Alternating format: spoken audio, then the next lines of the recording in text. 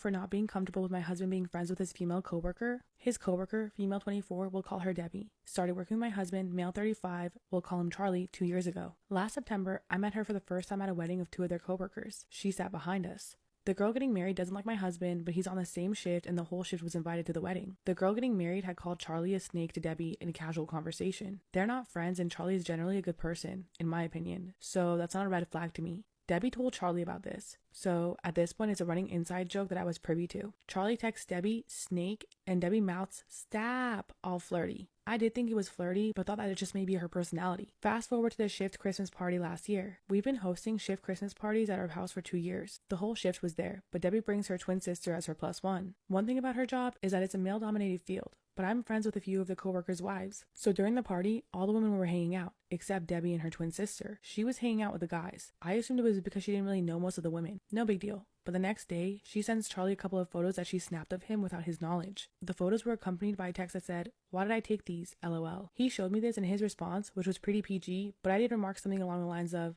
"LOL, I think she has a crush on you." He just brushed that off. Fast forward to February. His coworkers are all in their 20s and they convinced Charlie to get a Snapchat. I've never been a fan of Snapchat, and Charlie has never had any form of social media. After he gets Snapchat, I notice he's on his phone a lot more. I'm naturally a nosy person and realize that it's a flaw of mine, so I notice that he's beginning to talk about Debbie more, and I start questioning who he's chatting with. One thing I notice is that every single time he works overtime, she snaps him and asks him if he's working, or she'll ask if he worked the next day. I tell him that she's starting to make me uncomfortable. He brushes that off. March. We go to a new coworker's house on Wednesday night for dinner party. None of the wives that I'm friends with are there. I also have to work on Thursday and no one else does. Before we go to the party, we discuss leaving at a reasonable time. At 9:45 p.m., I ask him what time we're leaving. He hee-haws around and I immediately get frustrated and walk off. He gets mad and decides that he's staying as late as he wants. I keep asking when we're leaving and reminding him that I have work. I spend the rest of the night crying on the couch in a stranger's house. 4 people come and check on me. Charlie and Debbie never do, and I can see them sitting beside each other outside. We end up leaving the party around 1:30 in the morning. May. We go to a hot air balloon festival an hour from home. He tells her where we are and asks her to meet up. I'm really not privy to this conversation except that I asked him who he was talking to and it was her. We get in an argument and leave before she arrives, and then he tells me that that's what they were talking about. We go to London for vacation and we're arriving back in the States for our anniversary. I post a super cute slideshow. Debbie sees it. Debbie then snaps Charlie about someone breaking into her car. I express that I think it's weird. August. Charlie says that he stopped talking to Debbie because it made me upset. He's been distancing from me for a few months though, so I still have a gut feeling that something isn't right. He got a new phone in July, but saved his old phone. I let my intrusive thoughts win and I look at his old phone.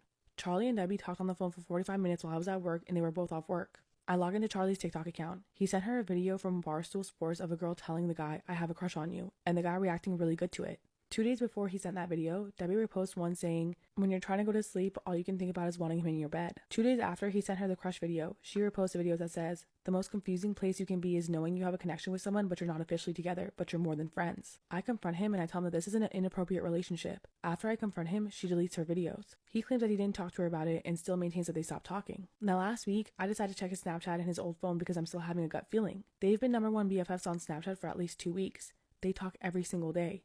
She sends him a pic of herself in her pajamas. Now I'm in my PJs, LOL, while I'm looking. It wasn't risque, but I have never once sent any of my male friends a selfie of myself, much less in my pajamas. I tell him that I'm not comfortable with their friendship and I would like him to stop being friends with her. Side note, we're in couples therapy as well. During the fight, he tells me that he likes having friends. I have no problem with any of his other friends. I asked him why he lied and said he stopped talking to her. He said because he knew I didn't like it. I feel like I can no longer trust him, and he basically told me that he would rather be friends with her than married to me. I have asked all my friends if I'm overreacting, and all of them have told me to leave him. We've been married for 13 years and together for a total of 15 years.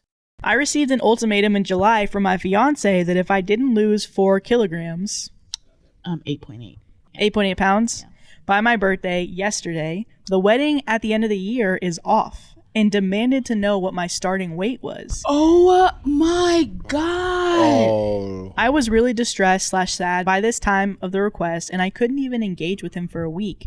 I even saw a psychologist to help me process it. I eventually cracked and I told him my weight, 76 kilograms. Which is 167 pounds. We don't live together. I worked really hard and lost 5 kilograms. 11 pounds. In about 5 weeks. Yesterday was my birthday, the weigh-in day. He came over to visit first thing in the morning, so I want to get this over with. I was still upset by the whole experience. And I stood on the scale in my PJs with my weight coming in at just over 70 kilograms. 154 pounds. Which he looks at and verbalizes. He weighs himself, then asks me to come back and re-weigh myself in front of him without any clothes on. I refuse, My reasoning was that I already felt humiliated and I was mentally only prepared to do it once, which in my mind I did. He thinks I'm the asshole because I refused to do something that was important to him. I think that he's the asshole for making me go through this experience. I texted a single trusted friend who gave me reassuring words, essentially saying that I'm not crazy and this isn't my fault, which I shared with him, not saying who the friend was. He thinks that is not impartial and I'm bad-mouthing him. We broke up over my refusal to reweigh myself in front of him without clothes on. I know people who are impartial, the internet. Am I being unreasonable / the asshole in not doing something that was important to him? Am I the asshole for refusing to weigh myself in front of my partner? Am I the asshole for not wanting kids but still wanting to be a stay-at-home mom for the dogs? This story belongs to my mom's close friend, but she wants to be anonymous. We'll call her Kay and her husband will be Jay. Kay, 21, and Jay, 30, have been dating for 4 years. Don't put the ages in. And got married last year. We don't put the ages in, I don't think. That's They've been strike dating one. for 4 years. Strike one. You know, And if I'm she's saying 21, I'm like, we dated for 3. Exactly was 3. a Yeah, I'm counting. 16? No, 17. 17. So it's already a red flag. 17 Anyway. and 26. 1 month after their wedding, Kay had been working but decided to stop because she didn't think an office job was for her. She started doing YouTube and TikTok. Jay agreed and said that she could be a stay-at-home mom to the dogs. His dog about 2 years and her dog 1 year. Yesterday was their anniversary party, and Jay decided that he wanted to have kids and it wouldn't affect anything since she was already at home.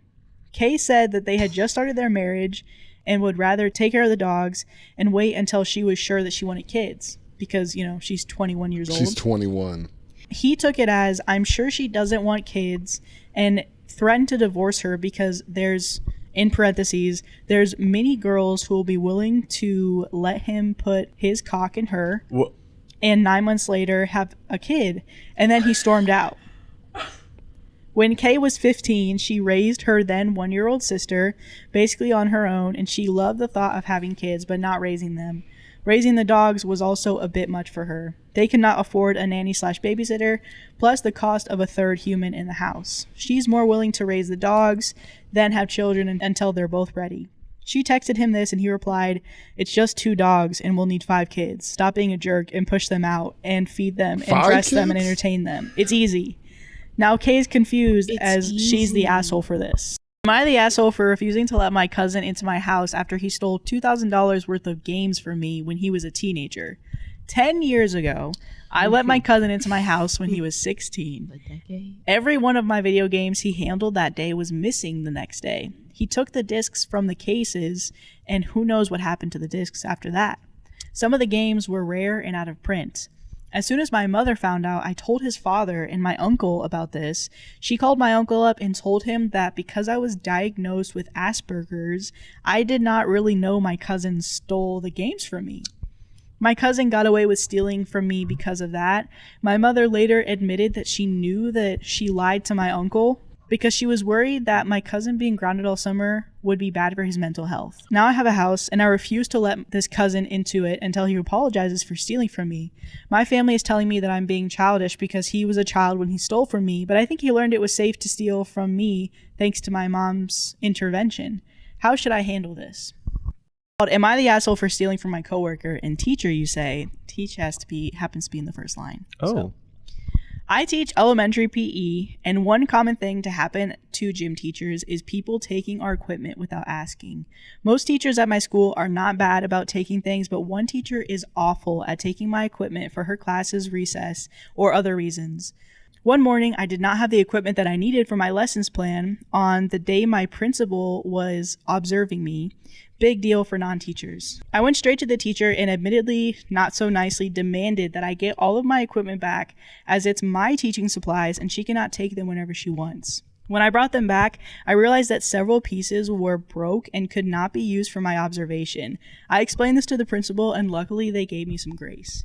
The next day, the teacher had taken more of my supplies without asking, so after school I met with the principal and asked if I could move her supplies off of her desk and teach her a lesson. I got permission, so I took her computer, office supplies, and chair out of her room. That's so petty. I love it. And the chair? She removed the chair? Boxed it up, and brought it to the gym. Boxed it up, too? Yeah. The next morning, she comes storming in and accuses me of stealing and disrupting her class learning. Keep in mind, this is around 45 minutes before the students are even in the building. I said she has been doing the same thing, and I want her to stop and just ask before taking. I'll bring her stuff back and set it back up how she wants it. She said that she's filing a complaint against me and the principal for theft of a coworker. So am I the asshole for stealing from my coworker? Am I the asshole for telling my sister her son is only special to her? I, female, 26, have 3 older siblings. This is about my oldest sister, Abby, female, 37. Abby has a son, 5, and I have a daughter, 1.